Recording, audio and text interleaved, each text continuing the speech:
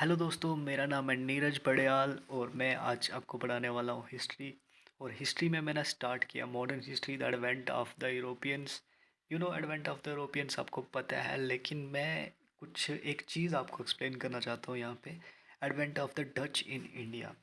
European जब India में आए थे, पोर्टुगीज आए थे, उसके बारे में आपने पढ़ा होगा। उनके गवर्नर जनरल रहे 1498 में। वास्को डी गामा आए थे, उन्होंने यहाँ पे सी रूट जो था डिस्कवर्ड किया और यहाँ पे पहुँचे और ज़ैमरी ने उनका वेलकम किया। इतना आपने सुना होगा। अगर आपको पढ़ना है तो आप कमेंट में बता देना, मैं पोर्टुगीज़ आपको बहुत अच्छे से पढ़ा दूंगा, जैसे सिंपल तरीके में।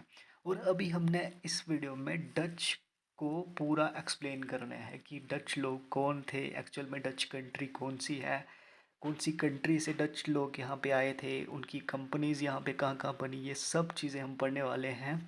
तो बने रहिए वीडियो के साथ, चलिए चलते हैं। तो दोस्तों, डच का असली नाम रहता है नीदरलैंड। 16 से लेके 17 सेंचुरी में Dutch world best Naval trader थे। मतलब जो समुंदर के रास्ते ट्रेड करते हैं, वो वर्ल्ड बेस्ट नवल ट्रेडर थे डच लोग। उनका मेन एम था कि वो स्पाइसीज का ट्रेड करते थे, मसालों का ट्रेड करते थे, जस्ट लाइक पीपर, सिनेमन, क्लव्स, नटमैग। पीपर मीन्स काली मिर्च, सिनेमन, दालचीनी, इन सब चीज़ें जो मसालों में पड़ती है, उन सब चीज़ों का ट्रेड किया जाता था। पोर्टुगीज़ को इंडियन ओशन से हटाना उनका मेन एम था कि पोर्टुगीज़ यहाँ से पहले से कब्जा करके बैठे थे, उनको हटाना इनका मेन एम था। और एशिया में ट्रेड मोनोपोली बढ़ाना इनका मेन एम था कि जितना ज़्यादा ट्रेड ये कर सके एशिया में, उतना ज़्यादा हो सके।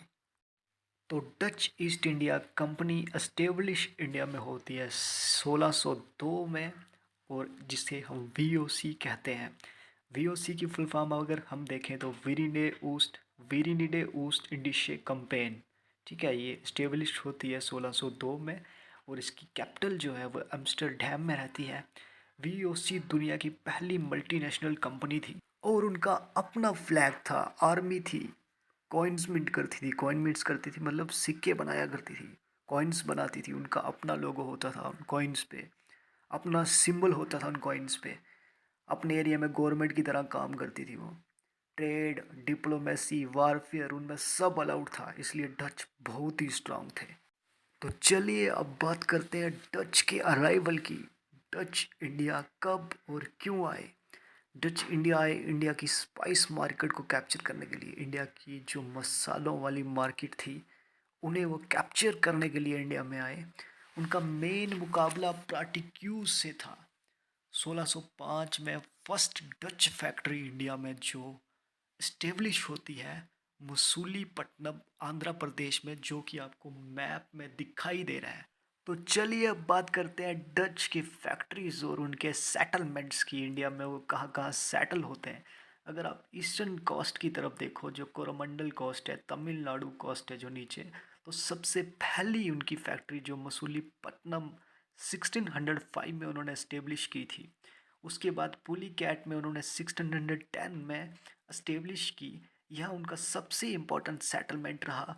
यही वीओसी का इंडियन हेडक्वार्टर था। जो उनकी वीओसी कंपनी थी, उसका इंडियन हेडक्वार्टर यहीं पर था। नागापट्टनम बाद में उनका हेडक्वार्टर यहाँ शिफ्ट हुआ। पोर्ट नोवो, देवापट्टनम, ये सारी उनकी कंपनीज हैं जो ईस्टर्न कोस्ट में उन्होंने बनाई थी। वेस्टर्न कोस्ट मालाबार की बात करें तो कोचीन, क्यूलोन, बारूच, सूरत, और बंगाल की बात करें तो बंगाल में चिनसुरा डच का बंगाल सेंटर था। तो चलिए अब बात करते हैं डच वर्सेस पोर्टुगीज की। डच ने पोर्टुगीज को बहुत जगहों से हटा दिया, जैसे माल्टा, श्रीलंका, जाफना, कोचीन। आपको पता है कि पोर्टुगीज के जाने के बाद डच आए थे। वो पोर्टुगीज क्यों गए थे? क्योंकि डच ने उनको वहाँ से खदेड़ दिया था। 17 सेंचुरी में पोर्टुगीज की ताकत बहुत कम हो गई डच की वजह से। अब हम डच वर्सेस इंग्लिश की बात करते हैं। कंपटीशन था, लेकिन बहुत ही लेस बैटल्स हुई हैं इनमें। इंग्लिश और डच दोनों ट्रेड करते थे, पर इंडिया में डायरेक्टली बहुत फाइट्स नहीं हुई इनकी। पर यूरोप और सी रूट्स पर राइवलरीज इनकी होती रहती थी। अगर हम डच के रिलेशंस को देखें इंडियन रूलर के साथ, तो जो वीओसी कंपनी थी उसने इंडियन रूलर से मोस्टली पीसफुल ट्रेड रिलेशन बना के रखे थे। उनको पॉलिटिक्स में उतना इंटरेस्ट नहीं था जितना फ्रेंच को था, इंग्लिश को था, डच को उतना बिल्कुल इंटरेस्ट नहीं था पॉलिटिक्स में। तो चलिए, सबसे फेमस रिलेशन कौन सा था? सबसे फेमस रिलेशन था ट्रेवनकोर के राजा मार्तंडा वर्मा, जो केरला के थे। उनके साथ बहुत अच्छा रिलेशनशिप रहा है इनका। आज की वीडियो में 5 मिनट से ज़्यादा लंबी नहीं बनाना चाहता था, मैं बस देखना चाहता हूँ कि किस तरह का मुझे रिस्पॉन्स मिलता है।